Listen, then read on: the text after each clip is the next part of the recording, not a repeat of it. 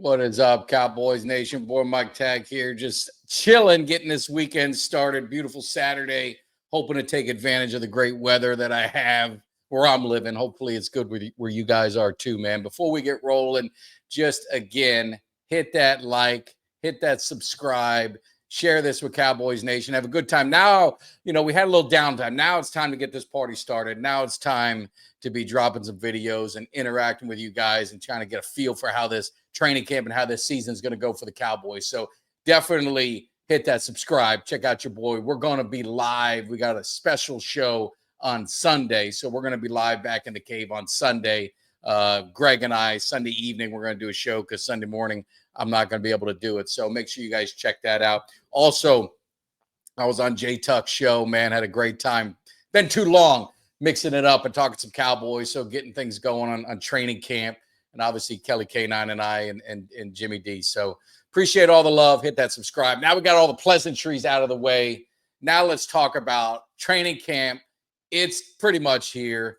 It's going to be rolling in next week. And like anything, there's always drama that follows the Cowboys. Some is legit. Some is made up just for the headlines, just for the clicks, just for the noise. And we'll talk about the garbage first. And that's my man Blue, Jaydon Blue. Report comes out, a former coach from 2001. You're talking 24 years ago. I don't know how integral he is on the staff today, coming out saying the coaches are concerned with Blue's work ethic. I mean, what work ethic do we have here? We have OTAs. I mean, we haven't even gotten this thing started yet. Looked like he had pretty good work ethic in Texas. These scouts do their due diligence. They run these kids through the ringer to find out all about them. So some things pan out, some don't. But typically, you're talking about a fifth-round pick. I mean, he better not be living off whatever he's got because it ain't going to be enough to last. So he better have that hunger. I believe he has that hunger. He came out against it. So I'm not going to spend a whole lot of time on it. I would just tell Cowboys Nation, don't get caught up in the BS. Don't get caught up in the clickbait. I know, it's for entertainment purposes only. It gives people content, gives ESPN, it gives SI, it gives all these guys, their chance to get some headlines and get some run, always talking about the Cowboys. So squash that. He's going to be in training camp.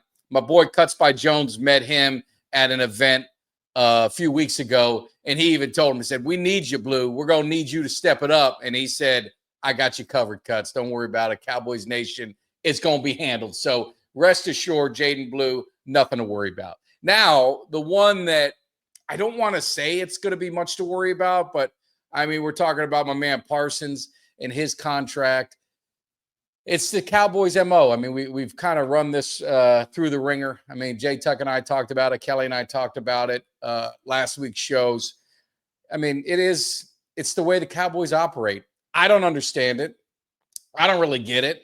I would think you'd want to sign these guys, sooner than later. There's no doubt Parsons is going to be a perennial All-Pro for years to come. So I don't know what the point is to drag it out. Now it takes two to tango. I mean, we hear, Parsons came out and he said, "Hey, I want to get this deal done. I wanted to get it done, yada, yada, yada." But there's still the business side of it. And is there a calculated move by the agent to kind of wait it out too, to let some of these other contracts go out so Parsons gets top dollar? There's no doubt he is going to get paid. He's more than likely going to be the highest paid non-quarterback when he signs that contract. It is what it is. It's just part of doing the business. So Cowboys, I'd like him to get it done before training camp. He's a leader of your team. You've kind of anointed him the leader of the team. You put him and Dak right next to each other in the locker room. So, I mean, it is pretty much said that this is the way it is. It's a bad look that the leader of your team doesn't have a new contract and he's holding out. That just kind of, keeps that drama going that we don't need. We pretty much had a drama-filled offseason until the Kevontae Turpin speed bump. And obviously the thing that came out about Blue, which was garbage. And now you have Micah Parsons' contract, which we all figure it's going to get done. But let's get it done before training camp. Let's not have him miss anything. You saw it with Zach Martin. You've seen it with CD. I mean, we don't need that. We need to go into this training camp, focused, ready to go, because they got their work cut out for them. And, speaking of Jimmy Johnson, my favorite coach because he's from the U and also the Dallas Cowboys. So as a kid growing up, you couldn't get much better than that. My favorite coach goes to Dallas, even though I was a Tom Landry guy. I wasn't happy the way Tom Landry exited, but I got over it when Jimmy Johnson started bringing a couple Super Bowls to the Cowboys. You kind of let things go and you move past it. But, he came out and talked about the keys for the Cowboys. And, it goes without saying, but Jimmy Johnson's 1,000% right. I mean, the key to this team is health. They've got to be healthy. Dak has got to be healthy.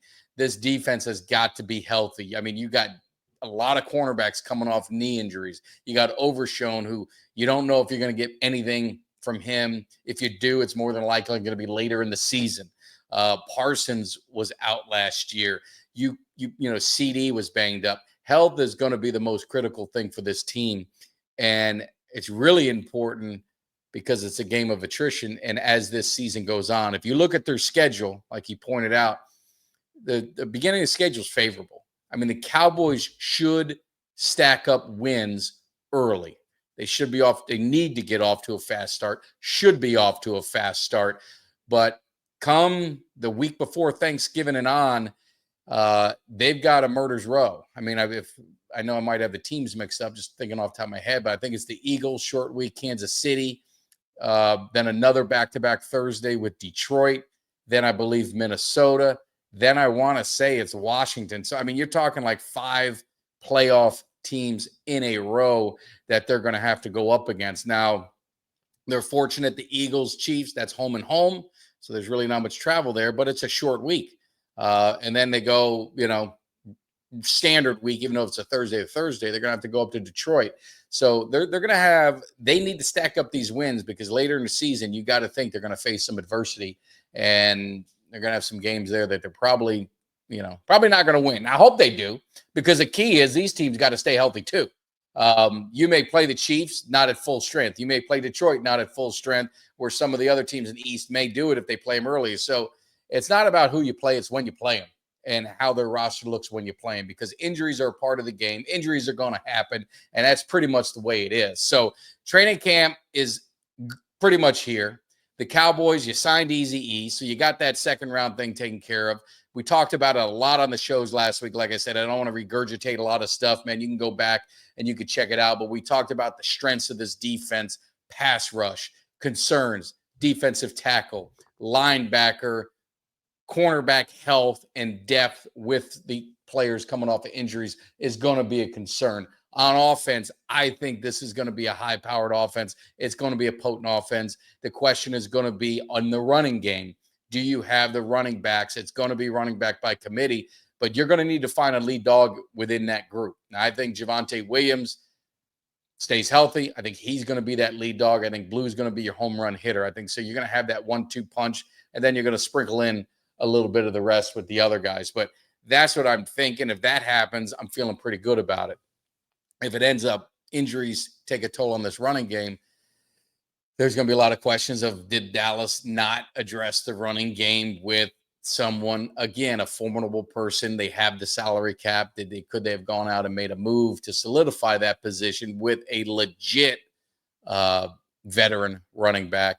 So that remains to be seen. I mean, to me, running back's a young man's game. So I think between Moff and between Blue, I think one of the two of them is going to be a pretty good running back for us and going to be able to carry some of that load. So hopefully it will be Blue, because I think he's more of a home run hitter. But if Javonte Williams goes down, Maffa, I've seen him. I'm a Miami guy. I've seen him at Clemson. He's fully capable of getting those tough yards and grinding it out. That's really what you need from your running game is, one, you need balance, but two, in the fourth quarter, if Dallas is playing with a lead, we need to grind that clock, not only so that keep our defense off the field, but it also breaks the will of that other team and their defense, wear them down a little bit. So I think that's going to be the most critical thing for this offense as a running game. I think Pickens, I think CD, and we're going to put up points. Dak's going to have a big year, barring any injuries. He's going to put up big numbers. He's always has. And so we'll see where it goes from there. So just wanted to drop a quick video. Don't believe all the drama. Believe all the hype. And the hype man is right here. We're getting this party started. I dropped a video showing the 2025 cave. I've redid it.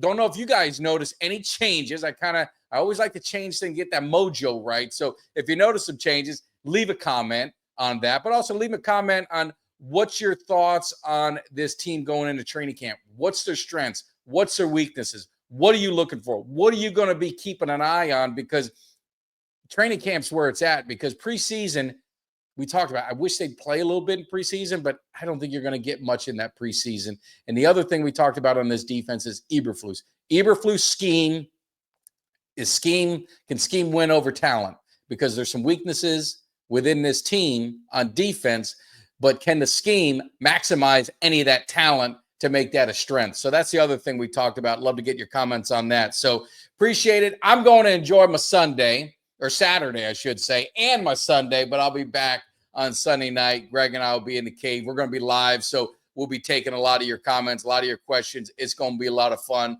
So definitely appreciate it, Cowboys Nation. Enjoy the weekend. See you.